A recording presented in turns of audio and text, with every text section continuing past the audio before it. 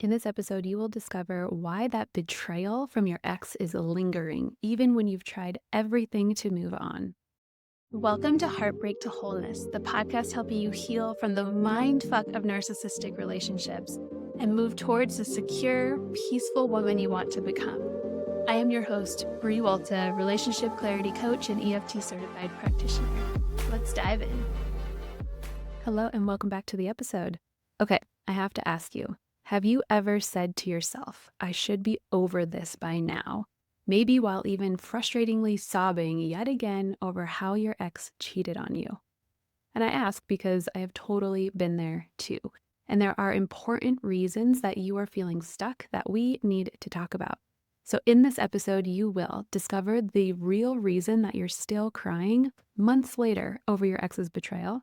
You will understand what needs to become your primary focus when healing your heart, and you will hear how one woman not only moved on from her betrayal trauma, but finally stopped taking responsibility for everyone else's problems. And be sure to stick around to the end of the episode because I will pull an oracle card that will offer you a message that you can use this week to stay more conscious in your healing. So I want to share with you a story of a client session that I recently had. And this client session is so important. It's so important to share this message because I know so many of you are getting stuck in the same place that she was. So this client of mine came to me. She entered into my program because she had just been betrayed. She has just been cheated on by her narcissistic partner and was trying to figure out what the hell happened, how it went from so good to now so bad, and trying to figure out how somebody could do that to somebody else. She was really deep diving into the rabbit holes on Google about learning about narcissists. She was listening to all of the podcasts about how narcissists do what they do and what betrayal is.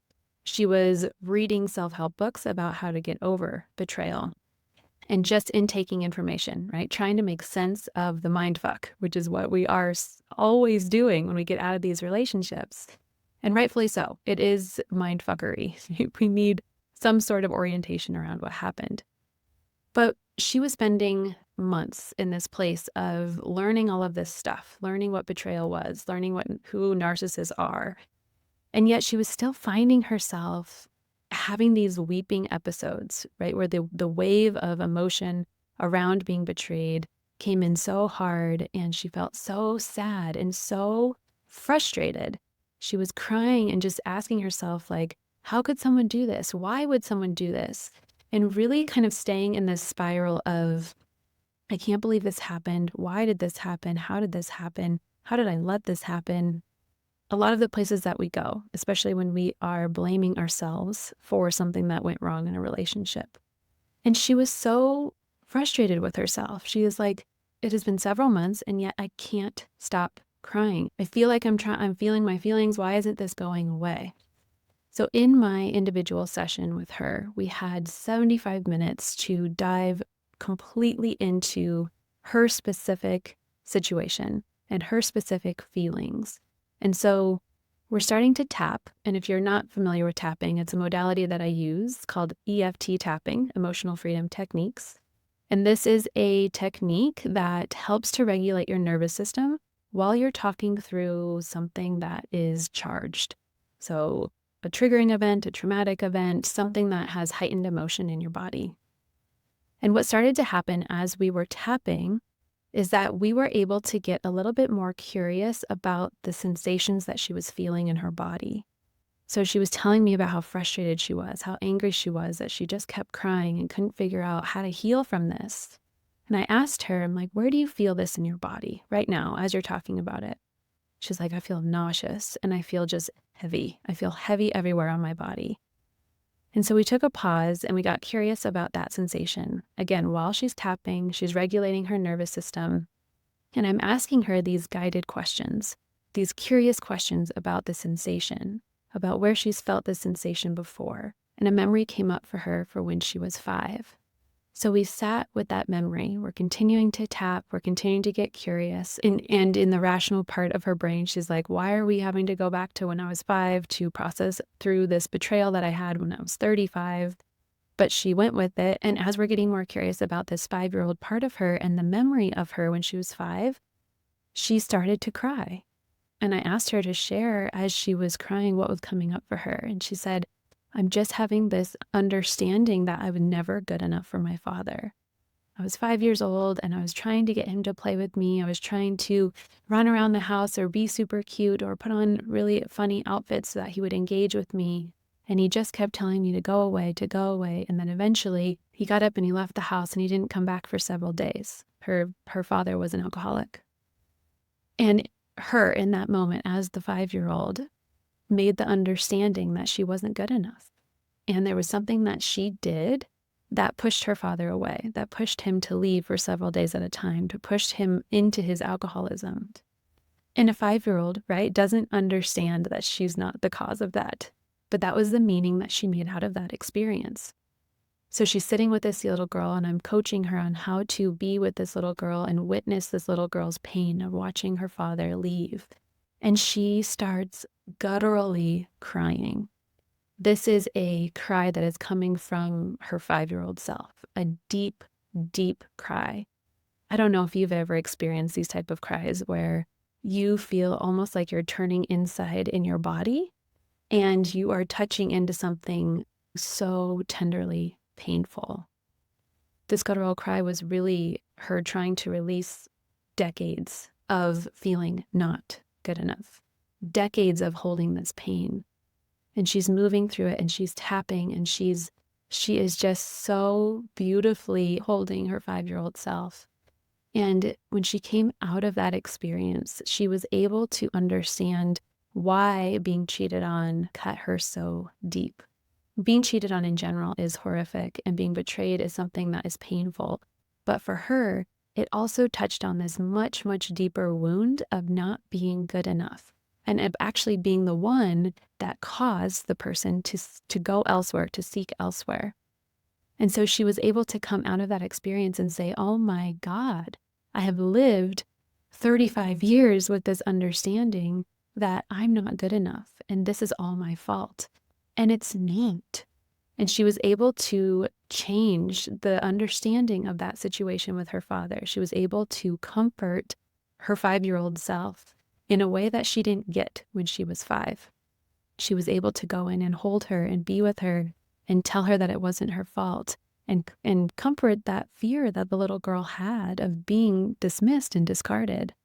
And from being with that part of her, she was better able to understand the pain that the 35-year-old self was feeling. So what I want you to really understand here from this story is how powerful it is to be with our feelings, and how being with our feelings will help you actually process through your experience in ways that intaking information is not going to do for you. The self-help book is going to give you a lot of information, which is beautiful, but you processing your own experience in a safe place with somebody who can witness you, that is where the movement starts to happen. So for my client, she's now familiar with this 5-year-old part of her. She's now familiar with the story that she has, right? That she's not good enough. And so when this appears in other places in her life, she knows what that is now. And so this is how doing the deeper work really translates into our current life. Because when you're on autopilot and you're not aware that your 5-year-old self has been activated, then you're acting from that 5-year-old self's fear. But if you are able to say, okay, this situation is activating my 5-year-old inner self who believes she's not good enough, and I know how to comfort her, I know how to be there for her and remind her that we are good enough, remind her that we're no longer 5 years old, remind her that I'm here for her now, that's how you can change your behavior in the here and now. So for this client, she now can show up at work differently. She used to get really bad anxiety going into reviews, thinking that she was going to be told all of the things that she was doing wrong. And now she's able to enter into a review and be present in a review without totally dissociating because she automatically doesn't feel good enough. With her friends, she's able to not be invited somewhere and not get sucked into this spiral of, I'm not good enough, why didn't they invite me, nobody likes me, and then pushing her friends away as a result. She's able to see that the decisions that her friends are making are not about her specifically and detach from that. And in her family relationships, she is now able to allow others' behavior to be about them and not take on the responsibility of, oh, they're doing this thing because of me, because I'm not good enough, because I'm pushing them away. It has been life-changing. And she's not yet in the place of being in a new romantic relationship. But because she has this awareness around this story that she has been holding for so long, because of this very real pain that happened to her when she was 5, she will be able to enter into a relationship with that same awareness, which is going to lead her into being able to communicate her feelings, which is going to lead her to be able to continue to regulate her nervous system and not put that all on her future partner to take care of her. And it's going to really foster this interdependence within that relationship.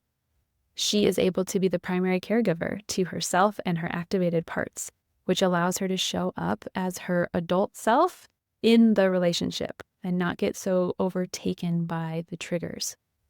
I get really passionate about talking about what's possible when we can actually be with our feelings, because I've also experienced this firsthand.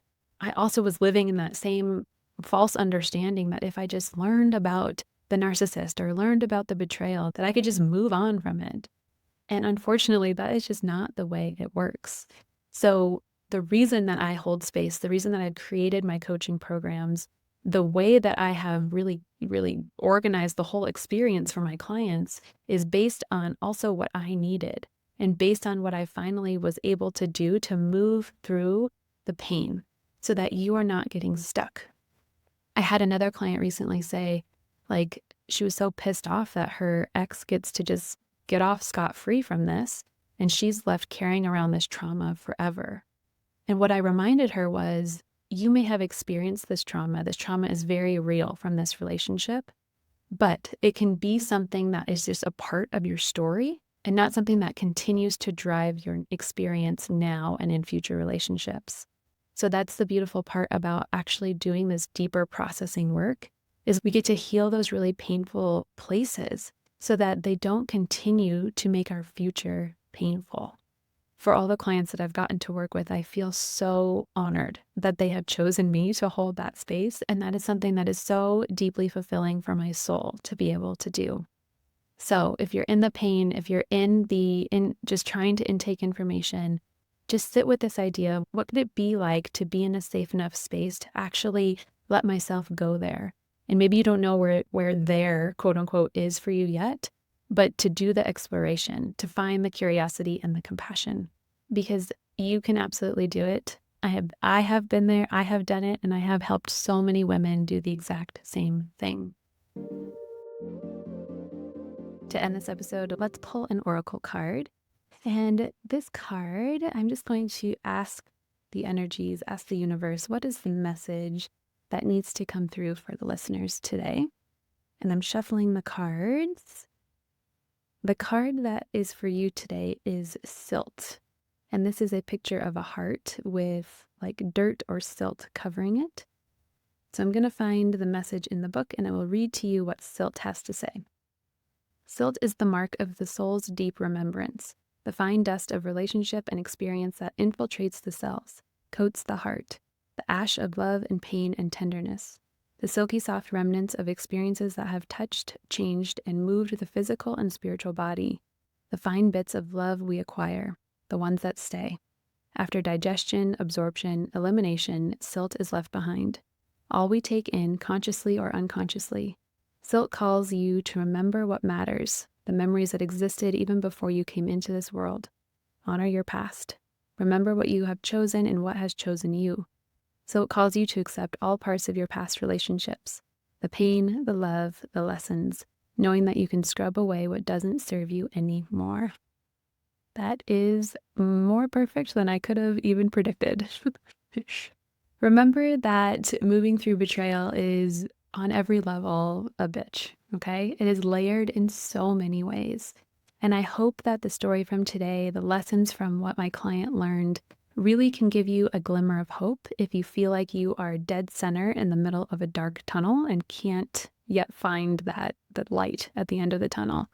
There is hope for you too. And because these points are so, so important, let's recap on what we touched on. So from this episode, you have discovered the real reason that you're still crying even months later after the betrayal. You now understand what needs to be your primary focus when healing your heart and how maybe that hasn't been your primary focus in the past. And you have heard one woman's super powerful story of how she did move on from betrayal trauma and actually stopped taking responsibility with everyone else's problems in her life too. She had a dramatic change in dropping that narrative that had been holding her hostage for so many years. So if you're listening to this episode and you're letting it resonate and you're starting to think that, yeah, I need to start doing some of this deeper work, I would love, love, love to meet you. I have a link to an interest form in the show notes that you can use as a first step to reach out. From there, we will schedule a free session where we will just get to know each other and talk about if I'm the right person to walk with you on this part of your journey. I can't wait to meet you. And I want you to remember that you are not alone. I am here for you. This podcast is here for you. And I'll see you in the next episode.